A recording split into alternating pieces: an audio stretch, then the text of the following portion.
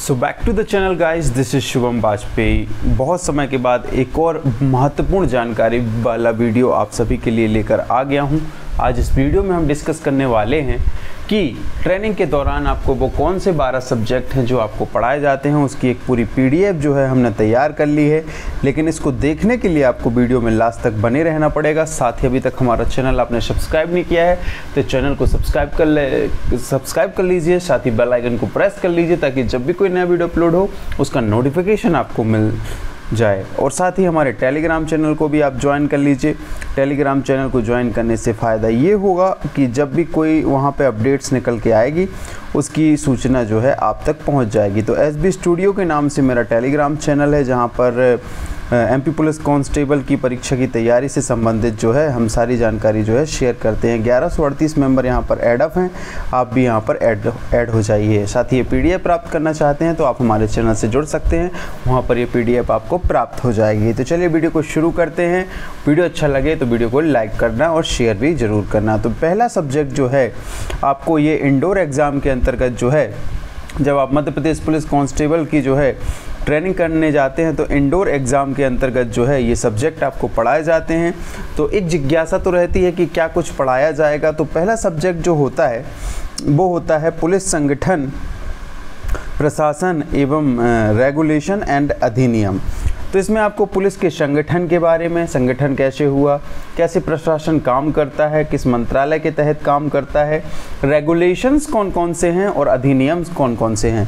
तो पहला सब्जेक्ट का नाम पड़ता है पुलिस संगठन, प्रशासन एवं अधिनियम। ये बुक्स कहीं आपको मार्केट में नहीं मिलती है। जब आप ट्रेनिंग के दौरान ट्रेनिंग करने जाते हैं तो नव आरक्षक बुनियादी प्रशिक्षण के दौरान जो है आपको ये बुक प्रोवाइड करी जाती है। दूसरा होता है भारतीय दंड संहिता एवं लघु अधिनियम। इसके तहत हम आईपीसी, इंडियन पिनल कोड और लघु अधिनियम के बारे में जो है पढ़ते हैं। ये हमारा दूसरा सब्जेक्ट होता है। ये नव आरक्षक बुनियादी प्रशिक्षण के अंतर्गत दूसरे नंबर की बुक है। तीसरा सब्जेक्ट होता है दंड प्रक्रिया संहिता। ये जो है एज इट इज़ जो ओरिजिनल बुक है उसी की फ़ोटोज़ हैं। चूँकि मैंने ट्रेनिंग करी थी तो मेरे पास ये बुक उपलब्ध है और ये बुक्स जो है आपको इसकी बाकायदा क्लासेस होती हैं, बाकायदा ये सब्जेक्ट पढ़ाए जाते हैं, बाकायदा इसका एग्ज़ाम होता है और एग्ज़ाम जो है हमें पास करना होता है। सीआरपीसी होता है तीसरा सब्जेक्ट, जिसे हम दंड प्रक्रिया संहिता कहते हैं, और evidence act, Indian evidence act, साक्ष्य अधिनियम, इसके बारे में जो है हमें पढ़ाया जाता है। ये बुक नंबर 3 होती है। इसके बाद हम बात करते हैं बुक नंबर 4 की। तो ये जो है बुक नंबर 4 है थाना प्रबंधन। थाने का प्रबंधन कैसे होता है, थाने का मैनेजमेंट कैसे होता है, उसके बारे में जो है बुक नंबर 4 हमें बताती है। इसकी भी बाकायदा क्लास लगती है और बाकायदा पढ़ाई करी जाती है। नव आरक्षक बुनियादी प्रशिक्षण की बुक नंबर 4 है थाना प्रबंधन। 5वें नंबर अगर हम बुक की बात करें तो अपराध की रोकथाम, आपदा प्रबंधन एवं यातायात प्रबंधन के बारे में हमें जानकारी दी जाएगी। हर एक बुक की साइज़ ज़्यादा मोटी नहीं है, आपको 180, 200, 250 पेज में जो है ये सब्जेक्ट को बाइंड अप किया गया है। लेकिन इसमें वो पर्याप्त नॉलेज है जो आपके सब्जेक्ट की विषय वस्तु से संबंधित है, और वो जो नॉलेज जो है आपको चाहिए एक आरक्षक बनने के लिए, एक पुलिस कांस्टेबल बनने के लिए, इतना 12 बुक्स में जो है पर्याप्त होता है। तो अपराध की रोकथाम, आपदा प्रबंधन और यातायात प्रबंधन जो है आपको बुक नंबर 5 में पढ़ाया जाता है। अपराध को रोकना मतलब स्टॉप क्राइम, ठीक है। और यातायात प्रबंधन कैसे किया जाता है, अगर आप यातायात थाने जाएंगे तो यातायात प्रबंधन के बारे में भी जानना आवश्यक है। प्लस किसी भी प्रकार की कोई नेचुरल क्लैमिटीज़ हो गई, प्राकृतिक आपदा आ गई, जैसे बाढ़ आ गई, आग लग गई या भूकंप आ गया, कोई महामारी फैल गई, तो ये आपदाएं होती हैं जो मानव निर्मित भी हो सकती हैं प्लस प्राकृतिक भी हो सकती हैं। तो उसमें कैसे बचाव कार्य करना है, कैसे मैनेजमेंट करना है, वो सारी चीज़ें जो हैं बुक नंबर 5 के अंतर्गत डिस्कस करी जाती हैं। बात करते हैं बुक नंबर 6 की, कंप्यूटर एवं कार्यालयीन उपकरण। जैसा कि हम जानते हैं कि दैनिक जीवन में कंप्यूटर का कितना उपयोग बढ़ गया है। इसके अलावा जो है पुलिस विभाग में भी कंप्यूटर का अति महत्व है। अगर आप विवेचक बनते हैं, अगर आप सब इंस्पेक्टर बनते हैं तो आपकी प्रत्येक विवेचनाएं जो है कंप्यूटर में पर्चे डालने के माध्यम से, चालान बनाने के माध्यम से, CCTNS के माध्यम से, तो जो है सारा कार्य जो है कंप्यूटर सिस्टम पर होता है।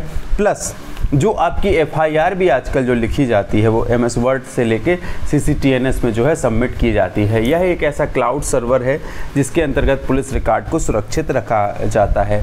इसे केवल हम थाने के ऑथराइज एक्सेस से जो है काम कर सकते हैं। इसे हम कोई पब्लिक नेटवर्क के द्वारा एक्सेस नहीं कर सकते। तो कब ये पुलिस MP पुलिस का एक जो crime and criminal report tracking system जो बना है CCTNS जिसे हम कहते हैं, उसी में सारी विवेचनाएं FIR और सारी चीज़ें होती हैं। तो उसको चलाने के लिए, उसका उपयोग जानने के लिए हमें कंप्यूटर का नॉलेज ज़रूरी है। तो एक हमारा विषय होता है कंप्यूटर एवं कार्यालयीन उपकरण, मतलब जो हमारे कार्यालय से अर्थात थाने से है, थाने में जो उपकरणों का उपयोग होता है उन सारे उपकरणों के बारे में जानकारी एवं कंप्यूटर के बारे में जानकारी जो है बुक नंबर 6 के अंतर्गत दी जाती है।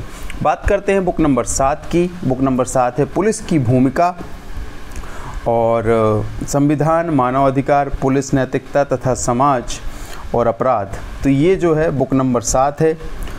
इसमें हम पुलिस की भूमिका क्या है, संविधान क्या है, मानवाधिकार क्या है, ह्यूमन राइट्स क्या है, पुलिस मॉरलिटी क्या है, पुलिस नैतिकता क्या है, समाज और अपराध। तो ये जो सब्जेक्ट का नाम है, सब्जेक्ट के नाम से ही स्पष्ट हो गया है कि हमें इस बुक के अंतर्गत क्या कुछ बताया जाएगा। पुलिस की भूमिका क्या रहेगी, संविधान का महत्व क्या है, मानवाधिकार क्या है, पुलिस की नैतिकता क्या है, इसके बारे में जो है पढ़ाया जाएगा बुक नंबर 7 के। ठीक है। उसके बाद हम बात करते हैं विधि विज्ञान एवं न्यायिक चिकित्सा विज्ञान। विधि विज्ञान एवं न्यायिक चिकित्सा विज्ञान के अंतर्गत जो है हमारा जो फॉरेंसिक साइंस है, और जो फॉरेंसिक साइंस है या जो DNA RNA आपने नाम सुना होगा, या जो भी जांच होती है फॉरेंसिक साइंस के माध्यम से, उसे हम विधि विज्ञान कहते हैं। और इसके अंतर्गत जैसे RFSL है, तो फॉरेंसिक साइंस लेबोरेटरी जो होती है, या विधि विज्ञान प्रयोगशाला जो होती है, या फिंगरप्रिंट्स लेना, DNA टेस्ट करना, और फीवर बॉन के बारे में जानकारी प्राप्त करना, जो भी अपराध में शामिल हथियार हैं, दस्तावेज हैं, उनकी जांच करना। तो ये सारी चीज़ें जो कवर अप होती हैं, मतलब फॉरेंसिक साइंस से संबंधित जो भी है, जो बेसिक नॉलेज है, उसके बारे में जो नॉलेज है आपको इस बुक के अंतर्गत दिया जाएगा। बहुत ही इंटरेस्टिंग टॉपिक रहता है ये। जब आप ट्रेनिंग पे पहुंच जाएंगे तो इसको पढ़ने में बहुत मज़ा आता है। तो ठीक है, 8वां टॉपिक, 8वें नंबर की बुक जो है विधि विज्ञान एवं न्यायिक चिकित्सा विज्ञान। ठीक है। पुलिस अनुसंधान। ठीक है। पुलिस अनुसंधान मतलब होता है पुलिस इन्वेस्टिगेशन कैसे करती है, जांच कैसे करती है, किसी अपराध की तह तक कैसे जाती है, किसी अपराध को पकड़ती कैसे है। क्योंकि वर्तमान जो सिनेरियो है उसमें देखा गया है कि अपराधी दिन प्रतिदिन अति चालाक हो गए हैं, अति चतुर हो गए हैं। पुलिस से बचने के लिए नए नए हथकंडे आजमाते हैं और नई नई तरकीबें करते हैं, लेकिन उस अपराध को पकड़ना है, उस अपराध को रोकना है, उसकी चैन को तोड़ना है, तो उस अपराध के अनुसंधान को अच्छे से करना बहुत ज़रूरी होता है। और अनुसंधान के बारे में, चूँकि आप तो कांस्टेबल लेवल पे भर्ती हो रहे हैं, तो उतना अधिक आपका अनुसंधान का विषय नहीं होता है, परंतु एक बेसिक नॉलेज होना बहुत ज़रूरी है, क्योंकि आप उस कड़ी का हिस्सा हैं। आप पुलिस विभाग की सबसे छोटी इकाई हैं और सबसे महत्वपूर्ण इकाई हैं। हर एक अनुसंधान आपके सहयोग के बिना, आपके कार्य के बिना संभव नहीं हो पाता है। तो पुलिस अनुसंधान के बारे में जानना अति महत्वपूर्ण है। तो पुलिस इन्वेस्टिगेशन कैसे करती है, पूरा रिसर्च कैसे करती है, किसी अपराध को, किसी केस की जाँच कैसे करती है, उसके बारे में आपको पढ़ाया जाएगा बुक नंबर 9 के बारे में, बुक नंबर 9 में। ठीक है। उसके बाद बात करते हैं सुरक्षा तथा कानून व्यवस्था, लॉ एंड ऑर्डर ड्यूटी जो होती है। सुरक्षा कैसे करनी है, कानून व्यवस्था ड्यूटी कैसे करती है, लॉ को मेंटेन कैसे करना है, लॉ एंड ऑर्डर को मेंटेन कैसे करना है, सुरक्षा कैसे देनी है लोगों को, और कैसे ड्यूटी करना है, लॉ एंड ऑर्डर ड्यूटी, और बहुत सारी चीज़ें हैं जो आपको बुक नंबर 10 के अंतर्गत पढ़ाई जाएंगी। ठीक है। उसके बाद करते हैं व्यक्तित्व विकास, यानी पर्सनालिटी डेवलपमेंट, व्यवहार, जो आपका व्यवहार होता है, और कम्युनिकेशंस। तो ये जो सॉफ्ट स्किल्स, पर्सनालिटी और सारी चीज़ें हैं, या इंटरपर्सनल स्किल्स के बारे में हम बात करें, या व्यक्तित्व विकास के बारे में हम बात करें, हमें अपनी पर्सनालिटी को डेवलप कैसे करना है, हमारा व्यवहार कैसा होना चाहिए पब्लिक के प्रति, हमारा कम्युनिकेशन कैसा होना चाहिए।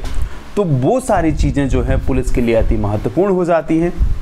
जब तक आपसे लोगों से कैसे बात करना है, लोगों से कैसे अपने विचार रखना है, आपकी पर्सनालिटी अच्छी नहीं है, आप दिखते अच्छे नहीं हैं। दिखने से अच्छा ये है कि आपने वर्दी अच्छे से नहीं लगा रखी है, तो इससे एक नेगेटिव इफ़ेक्ट पड़ता है।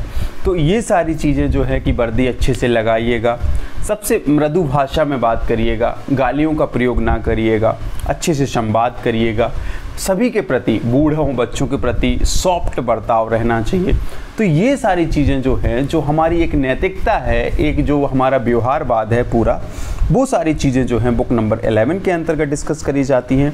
वो सारी चीज़ें जो हैं आपको जो है बुक नंबर 11 के तौर पर जो है पढ़ाई जाती हैं। जैसे किसी व्यक्ति के बयान, जैसे किसी नाबालिग व्यक्ति के बयान नोट करना है, या किसी बच्चे के बयान नोट करना है, या किसी बच्चे को जो है न्यायालय में प्रस्तुत करना है, तो वहाँ पे यूनिफॉर्म में नहीं जाता है। बच्चे के मन में कदापि ये भय नहीं होना चाहिए कि उसने कोई अपराध किया है। तो हर जगह एक रूल्स बना है, एक नियम बनाए गए हैं, तो उसके बारे में जो है इस बुक में बात करी जाएगी। ठीक है, लास्ट बुक हमारी है बुक नंबर 12, जिससे हम कंप्यूटर तथा कंप्यूटर कार्य में प्रवीणता। तो ये जो है इसमें कंप्यूटर के बारे में और एक और बुक एडअप की गई है। कंप्यूटर के बारे में यहाँ पर 2 बुक हैं, एक और है यहाँ पर जो है कंप्यूटर के बारे में जो ये देखिए कंप्यूटर एवं कार्यालयीन उपकरणों के बारे में हम पढ़ेंगे। और लास्ट बुक जो है कंप्यूटर तथा कंप्यूटर कार्य में प्रवीणता। कंप्यूटर कार्य में प्रवीणता से मतलब ये है कि आपको हिंदी टाइपिंग आती है कि नहीं, आपको इंग्लिश टाइपिंग आती है कि नहीं, CCTNS पे वर्क कर पाते हैं कि नहीं।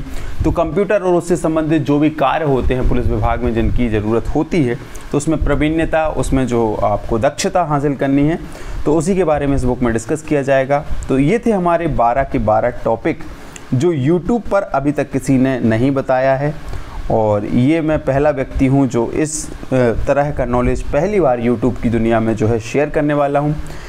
इस वीडियो का उद्देश्य किसी भी प्रकार से पुलिस विभाग की गोपनीयता या किसी भी प्रकार से उसको भंग करने का उद्देश्य नहीं है, परंतु इस वीडियो के माध्यम से हम केवल ये डिस्कस करना चाहते हैं कि आप जब ट्रेनिंग में जाएंगे तो आपको कौन कौन से वो सब्जेक्ट्स हैं जो पढ़ने को मिलेंगे।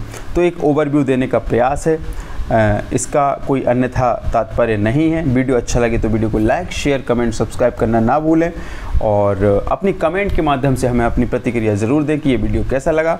आज की वीडियो में इतना ही। जय हिंद, जय भारत।